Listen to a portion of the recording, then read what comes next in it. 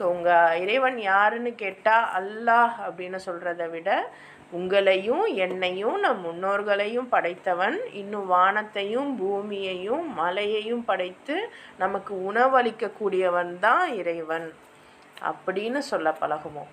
ஏன்னா இன்றைக்கி உள்ள காலகட்டத்தில் நிறைய குளறுபடிகள் சொன்ன மாதிரி குழப்பத்தை ஏற்படுத்தாதீங்கன்னு சொன்னால் நாங்கள் தான் சீர்திருத்தவாதிகள்னு சொல்லிக்கிட்டு இருந்த பலருடைய